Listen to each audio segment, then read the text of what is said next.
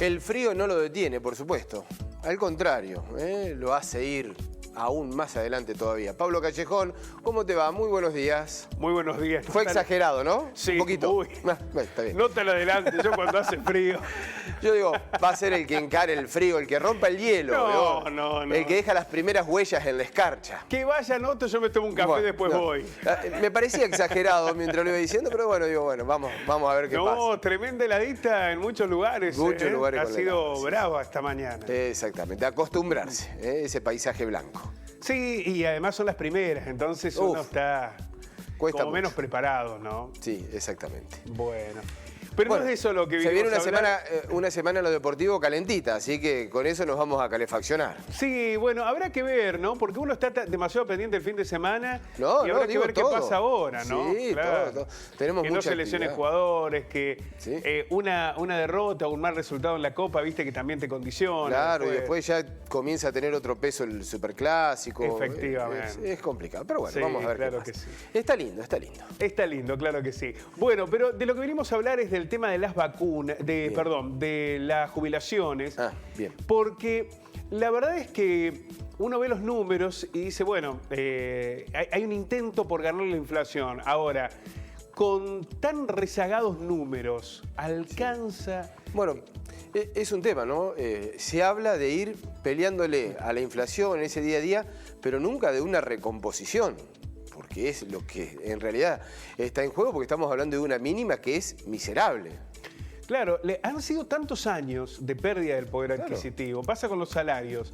El último informe del INDEC reveló que subieron un 5% en relación a la inflación, que ganaron por primera vez en mucho tiempo. Pero, ¿quiénes? ¿Cuántos? El trabajo formal es un espectro general. Cuando vos le ganás un mes a la inflación, pero perdiste 4 años, ¿cómo te impacta? ¿Cuánto tiempo vas a poder sostener ese pequeño margen que le ganaste si la inflación sigue con estos números? Bueno, es un debate muy profundo el que se da en la Argentina, porque los que están perdiendo, los que están pagando la crisis de este contexto, evidentemente son los sectores medios y más vulnerables. Se anunció, y lo dijimos aquí, el aumento en la tarjeta alimentaria. Sí. Pero después vas al súper y te aumenta todas las semanas. Sí. No es que tenés mayor capacidad de compra. No, claro que no. Es o la misma o algo menor. Sí, o si le ganaste algo, sabés que en la semana o la semana que viene vas a perder. Exacto. Porque no cede el contexto inflacionario, sobre todo en lo que tiene que ver con alimentos. Y este es un escenario que nos plantea un horizonte muy complejo si no se logran encontrar medidas que efectivamente vayan en resguardo del bolsillo. Pero vamos a ver si te parece qué es lo que pasó con la jubilación y qué es lo que puede llegar a pasar. A ver, ayúdame con este análisis. Las jubilaciones, pensiones y asignaciones tendrán un aumento del 12,12% a partir de junio. Sí. El haber asciende, fíjate vos, a 23.064 pesos. Ese es el haber mínimo. Que cobran una gran cantidad de jubilados y jubiladas. Sí, ¿no? sí, que es el porcentaje más grande entre la mínima y el escalón siguiente. Efectivamente, 23.000 pesos. A ver, imaginemos en un hogar donde puedan haber 2 personas jubiladas, 46.000 pesos para afrontar toda una vida, ¿no? El desarrollo de una vida y sobre todo en lo que tiene que ver con los alimentos. No cubrís la canasta básica. No. Es un escenario muy complejo. El haber en máximo aumenta a 155.203 pesos y la asignación por hijo y la asignación por embarazo se ubicarán en 4.504 por beneficiario o beneficiaria.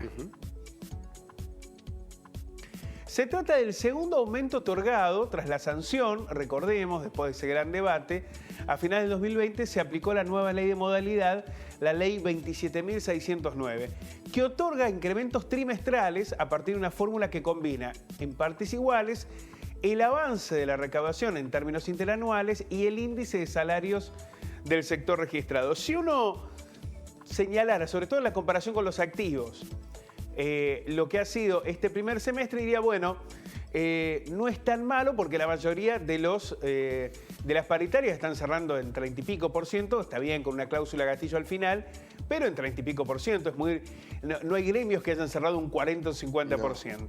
El problema, volvemos a insistir, es lo mal que venían las jubilaciones y los saberes en comparación en lo que ha sido los últimos 4 años, la pérdida del poder adquisitivo. Y que es un debate que está corrido del eje, ¿no? Porque se debate la fórmula de la nueva ley de movilidad, la fórmula, pero nunca lo que decíamos, la recomposición, que es lo que se pide. Claro. Es decir, bueno, ese debate como que está corrido, ¿no? Che, bueno, de esto no hay modo de hablar de una recomposición en esta situación, pero mientras tanto se sigue sufriendo con esto. Y además, Mariano, mientras esto ocurra, no hay recuperación posible de la economía y del consumo. No. Porque vos necesitas un ingreso mayor al que te permita salvar el contexto inflacionario. Si no, lo que vas haciendo es acompañar un poco más adelante, un poquito más atrás la inflación, no mucho más. Se necesitan otros recursos para realmente activar la economía interna. Desde la ANSES aseguran que tanto el aumento que se dio en el primer trimestre del 8% como el anunciado, este 12,2%, están por encima de lo que hubiesen sido otorgados si se aplicaba la ley anterior, la del 2017, la había creado Macri. Sí. Bueno, aparentemente hay un aumento superior, no aparentemente, sino formalmente, ¿no? Los datos de la ANSES indican que estamos en un 21% por encima de lo que podría haber generado la ley del 2017. Alcanza, bueno, lo que hemos charlado todavía. Este nuevo incremento va a comprender a 8.300.000 jubilaciones y pensiones, 9.300.000 para niños, niñas y adolescentes, lo que son las asignaciones universal por hijo, por embarazo, más de 800.000 cónyuges que recibirán asignaciones y también impactará en otras como las familiares, las de embarazo, la prenatal, nacimiento, adopción y matrimonio. El haber jubilatorio mínimo, lo decíamos, asciende a 23.064 pesos. A esto hay que sumarle el pago de 2 bonos de 1.500 pesos en los meses de abril y mayo, que el gobierno instrumentó para 4.800.000 jubilados y pensionados con ingresos hasta 30.856 pesos. Esos bonos no fueron para todos, sino para quienes cobran hasta 30.856 pesos. Según la ANSES, la capacidad de compra del haber mínimo creció más de un 25% entre 2008 y 2017. Ahí es como que eso es un freno, ¿no? Había un crecimiento del poder de compra, del poder adquisitivo de los jubilados y jubiladas hasta el 2017. A partir de allí, cayó con la fórmula aprobada en 2017 un 20%. Fíjate vos, venía una suba del 25%, cayó un 20% hasta inicio de 2020. El Banco de Desarrollo de América Latina reveló que en el 93% de los mayores de 65 años cobra una pensión o jubilación en la Argentina. Es el segundo país en la región con mayor cobertura después de Bolivia.